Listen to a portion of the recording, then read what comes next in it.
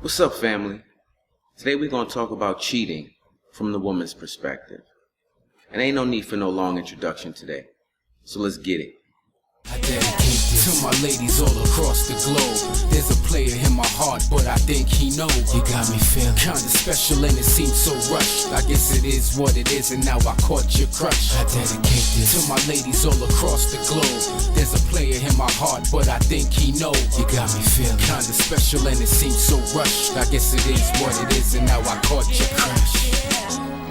Yeah. Alright, let's take him down south now. Family reunion. When it comes to pain, we all make interesting decisions, right? You know, when we think we're going to do one thing and then sometimes we can do another. Pain puts us in a state of mind that, in essence, it can make us very irrational, you know, and we can become people that we never expected to become. And it's not for me, for anyone out there to judge how you handle your pain.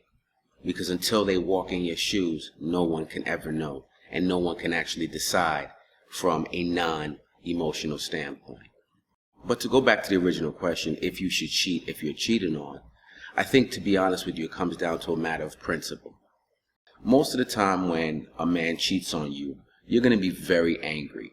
And you're going to light him up about it, right? And go in and express your anger, your frustration, your hurt, all of those things that come with the pain of being cheated on. And at that point, you have a decision to make. To get revenge, to get even, or to walk away. Now, personally, I don't really care what you do. It's your life, it's your decision, it's your hurt, it's your pain. And again, I'm not here to judge you. But I will say this. If you cheat back, then you're a hypocrite. And everything that you said to justify why it was wrong now makes no sense, because two wrongs don't make a right. And trust me, I get it that is a cliche statement, but it's still real, no matter how much we choose to try to work around it with our own BS logic, right? And what you do when you do decide to cheat is you give up your moral high ground. Now, in all fairness, when you're angry, your moral high ground probably don't mean shit to you no way, right? So you can do what you got to do. But that's the reality of that decision. And no matter what, whether you guys break up or not, you give the leverage back to him, in essence, to be like, well, she really ain't shit. Because all that nonsense that she spoke to me about what I did, you out there doing the same thing. So how valuable were those words in the first place? It was all nonsense. The flip side, if you don't cheat, is simply this. You walk away with the moral high ground. And that pain is on that person forever, right? Forever, especially if they didn't want to lose you. And a lot of times a man will make a decision and it has nothing to do with losing you. He just made a decision, and it was an irresponsible and stupid decision, but he made it nonetheless, right? So from my perspective, it just comes down to how much the moral high ground actually means to you.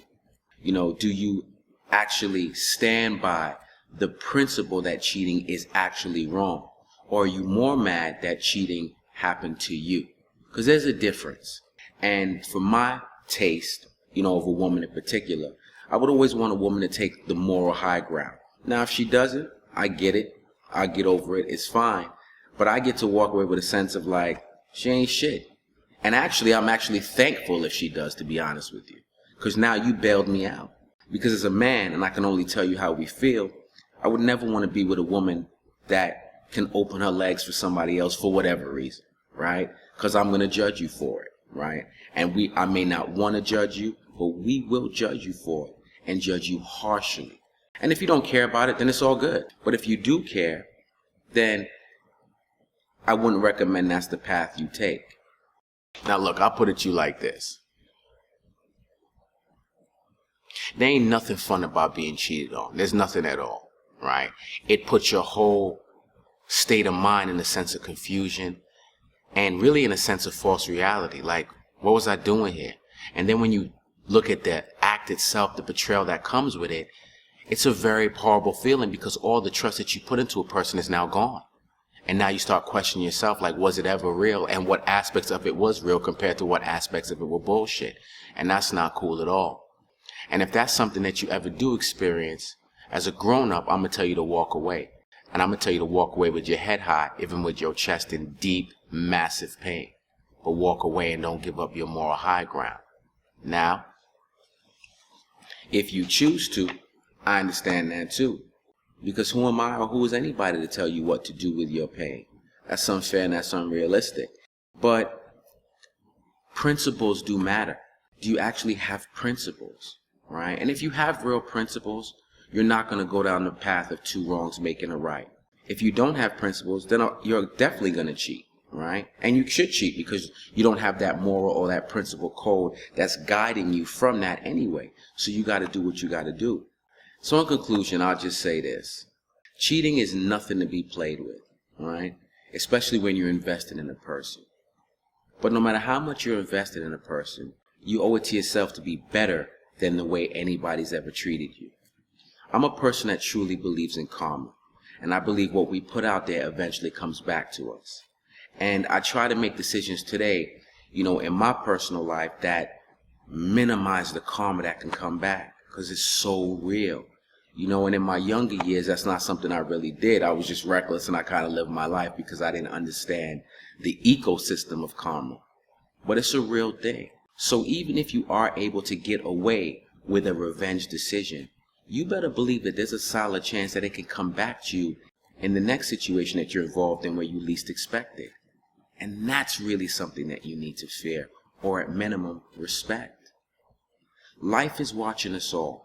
It's watching how we move, it's watching what we do, and it's paying attention to all the little details.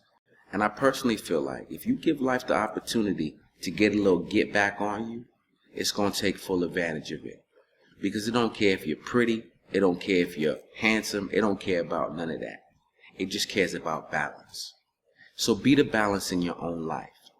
Be the principles in your own life.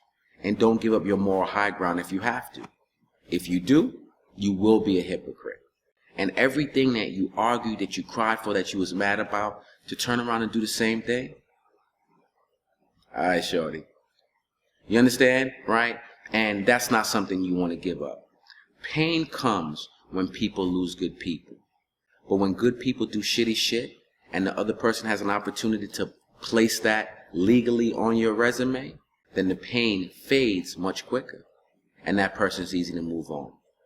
So, it's a tough call. And maybe at a different time, I'd be like, yo, do what you gotta do. But at this point in the journey, I respect karma. And I believe it comes for all of us when we least expect it. Alright?